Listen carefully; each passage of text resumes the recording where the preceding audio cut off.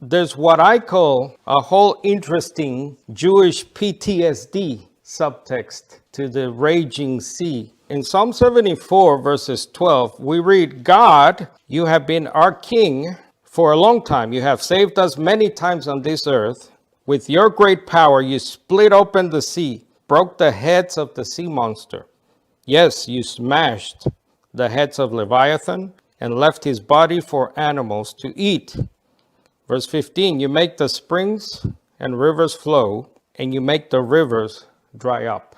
Now, what's going on here?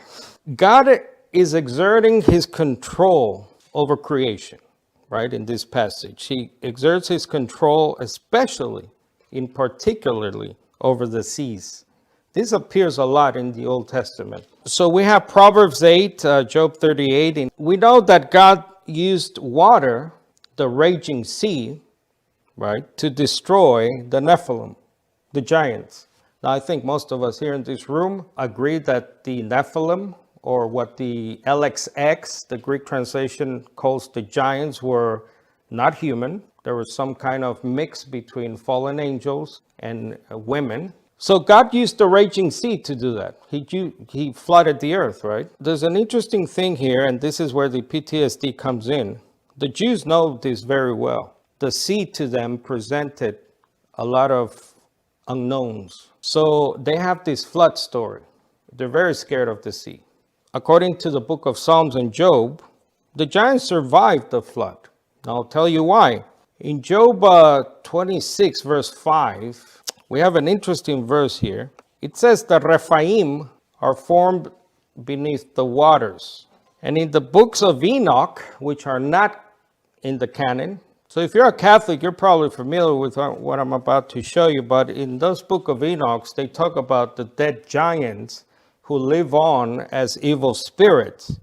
And well, not only me, but research has been made on this, on the Hebrew, the words and all this stuff, the word origins, and they are probably the Rephaim, these evil spirits. So we did a teaching here some time ago where I presented you a lot of information which certainly convinced me that the Nephilim or the giants survived. In other words, they were destroyed. Their physical form was destroyed. But I believe the Old Testament and other apocryphal works like Enoch provide more than enough evidence to show me and show many scholars that the Rephaim, the dead or evil spirits in your translations, it also appears as shades. I believe they are these dead giants, dead Nephilim, that God, I guess, because it's such a wicked thing they did, is keeping in this disembodied shape, disembodied form, to roam the desert lands, as Isaiah says in other places, and to suffer more until the day of judgment. The sea also presents for the Jewish mind, like I said, the unknown. So we have these sea monsters. So we just read one in Psalm 74. And then we get another one here called Rahab. Now, Rahab, the word has two meanings. It's nation of Egypt in some context. But here I believe it's in connection with the sea monsters. So that's Rahab, you have Leviathan, and you have the famous Jonah fish story. It wasn't a whale, by the way. So the point here is that the raging seas are symbolic. They personify, they embody for the Jewish mind the chaotic world. Remember, if you read your Genesis, if you read the creation story, it wasn't ex nihilo, as we say. In other words, God did not create out of nothing. There was something. That's how the biblical account of the origin of life, let's say, begins. There was something. What was there? Well, it says there were chaotic waters, remember? It was dark and formless, but there was a lot of water. There was so much water that there was no land. So if you read carefully the account, it says that God dried up parts of what became this world. We got what we call land. So it represents that, if you will, primordial, chaotic, unformed creation for the Jews. So that's why they're very sensitive of the sea. So the evil sea. So in the New Testament, it's interesting what Jesus does. There are two very popular stories, if you remember, about Jesus and water. What are they? Well, one is where he's controlling the water. So he's doing God things, right? And remember I said, who is this guy? Even the wind, the waters. So he's controlling chaos itself. Who is this? And then obviously he walks on water. I think these are symbolic. I mean, I believe they happen, don't get me wrong. But they also have a deeper meaning of the Messiah, who is God's agent, controlling creation itself. And we will go on to read in this psalm how that is true for King David, who is obviously the father in a spiritual sense, that Jesus is the descendant of David. But it's all about control. That's the point.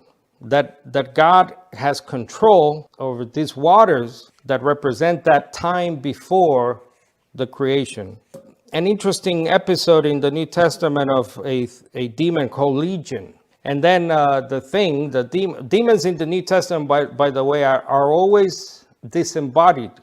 In other words, they're always inhabiting humans. So that's why it connects with this Raphaim story I was telling you about. So in that story, remember what happens? The demon comes out, speaks to Jesus, identifies Jesus. Don't send us into the pit. And then Jesus sends them into a bunch of pigs, and the pigs go where? To the water, and they drown themselves. So that could be also a reference. And of course, in the book of Revelation, the supreme Jewish apocalyptic work, following on the heels of the book of Daniel, the sea, the ocean, the waters, is the home of the beast, demons, and Satan himself. And that's in Revelation 12. You have the raging chaotic sea itself will be destroyed, maybe because it represents current fallen system. So God will actually do away with the oceans. Now, is that literally? Is it just, again, a metaphor to say that simply all aspects of that chaotic, evil, demonic thing will be done away with? Maybe. So it could be a reference to the satanic power and death broken itself. And that's what it says actually in Revelation 8 and Revelation 20 and Revelation 21, that Satan and death itself will be broken. And just one last note, it's interesting that in ancient Arabic myth and Islamic theology, in their system, the seas are the home of the what's called jinns, or what we would know as genies. The genies are not so nice, by the way. Disney turned the genie into this nice creature, but genies are basically what the New Testament calls demons.